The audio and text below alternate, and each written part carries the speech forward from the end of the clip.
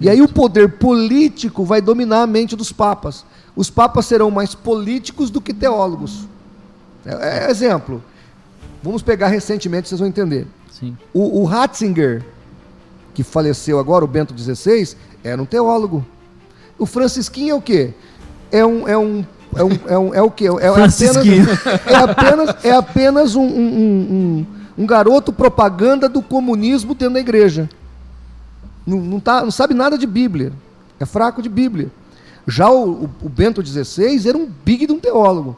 Sim. Você está entendendo? Então, o que aconteceu nesse processo todo? Você tem a politização da fé e da religião. E aí, até uma das questões que você colocou para mim, é por que precisou ter a reforma? Porque a igreja começou a oprimir o povo. Sim. O povo não olhava para o rei que o estava oprimindo, o povo olhava para a igreja. Inclusive lá no Nome da Rosa, você vê que as pessoas ficavam ao redor dos mosteiros para pegar os restos dos monges para comer, porque estavam com fome. Quem não assistiu o filme ou não leu o livro O Nome da Rosa, vai lá que você vai perceber isso. Então a igreja se tornou opressora das pessoas.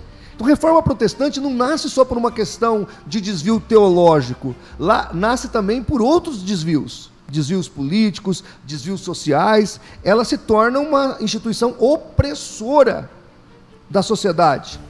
A Igreja Católica ela não vai proibir a leitura da Bíblia, mas ela vai proibir a leitura da Bíblia no vernáculo do povo. Então quem sabia latim? Só os padres. Quem lia a Bíblia? Só os padres. Então a Bíblia não estava acessível. Sim. Você está entendendo? Então essa opressão veio criando o corpo. E aí, você perguntou, né? É Lutero? É só Lutero? Não, nós temos, por exemplo, o John Wycliffe, no século XIV, século XIII para o século XIV. John Wycliffe, e aqui, gente, cadê a câmera? Eu vou falar datas mais ou menos, tá? Porque aqui não tem nada combinado. Então, se eu falhar aqui em alguma data, já estou pedindo perdão antecipadamente.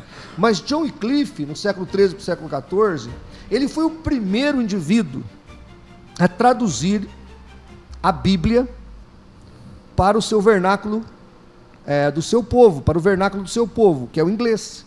Ele traduziu quase todo o Novo Testamento para o inglês.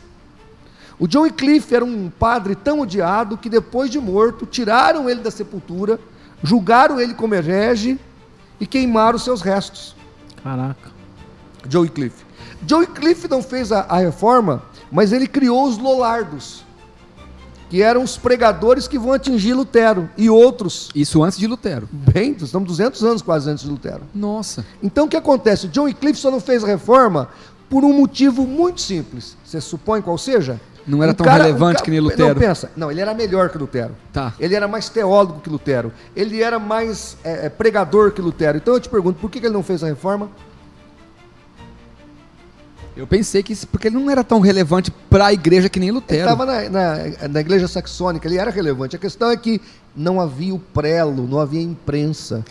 John Gutenberg vai criar a imprensa em 1450. Então Lutero tinha mídia para falar. Nossa, é verdade. A mídia foi um braço muito John Wycliffe era o homem certo na hora errada, mas o Lutero era o homem certo na hora certa, no momento certo. Senão tinha acontecido a reforma 200 anos antes. Exatamente. Nossa, que tá interessante. certo? Então a falta de imprensa é que limitou o John Wycliffe, limitou o John Hus, o Ganso. Eu ia falar dele. Morreu 100 anos antes de Lutero.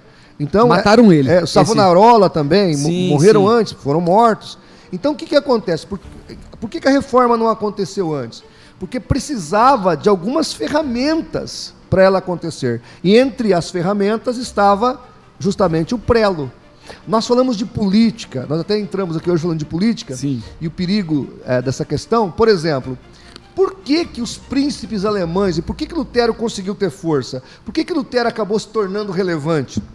Porque os príncipes apoiaram Lutero. Agora, por que os líderes, os príncipes, que eram cidades-estados, né? Por que esses príncipes apoiaram Lutero? Porque na venda de indulgência, por exemplo, o cara comprava o perdão do seu pecado ou até pagava pelo pecado que ele ia cometer no outro dia. Então o que aconteceu? Ô, louco, mano. Segundo alguns historiadores, aí é fácil. Pecava adiantado. Aí é Se gostoso. você tivesse dinheiro, até hoje é assim. Se você é um ladrão de colarinho branco de bilhões, você não vai preso, o STF te solta. E se você roubou um potinho de margarina e você não tem advogado, você fica preso. Fica. Até hoje não é assim? Sim, com certeza. Estou falando mentira? Não, é fato? fato. Então, o que acontece? Naquele tempo, esses nobres pagavam pelo perdão dos seus pecados. E aí, o que aconteceu? 1/3, segundo alguns historiadores, já vou dar fontes do que eu estou falando, 1/3 das terras alemãs estava na mão da igreja. Então, as ideias de Lutero não eram só boas porque eram bíblicas, eram boas também porque poderia cancelar e pegar de volta uma terra que foi dado inadequadamente ou indevidamente.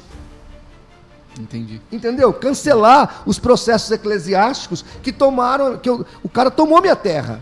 Tudo bem que eu pequei, mas eu não precisava ter dado a terra para ser perdoado. Sim. Então aquela terra tem que vir de volta para mim. Então apoiar Lutero, olha como é que a política tem a ver. Apoiar Lutero era importante e relevante, porque no apoio que os príncipes deram a Lutero, eles também se beneficiaram. Sim. Tá entendendo? Sim. Então a reforma protestante, ela teve um monte de coisas agregadas que vai culminar nesse acontecimento. Tá entendendo? E aí você perguntou, você queria saber eu estava falando para você do porquê protestante. Sim. Que a maior parte dos cristãos evangélicos e protestantes acham que são protestantes porque protestam contra a Igreja Católica ou porque Lutero protestou contra a venda de indulgências. Não. É que depois que as ideias de Lutero cresceram na Alemanha, ou no condato, ou no estado da Alemanha, eles queriam, os príncipes, pregar essas ideias fora das terras alemãs. E aí o que aconteceu?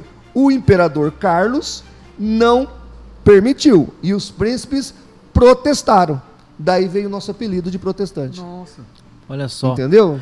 Puxando um gancho no que o senhor falou, a gente pode até fazer uma comparação desse tipo de prática da Igreja Católica na época, de questão de indulgência, de vender pedaços da cruz, essas coisas, esse tipo de coisa, com pena do anjo Gabriel.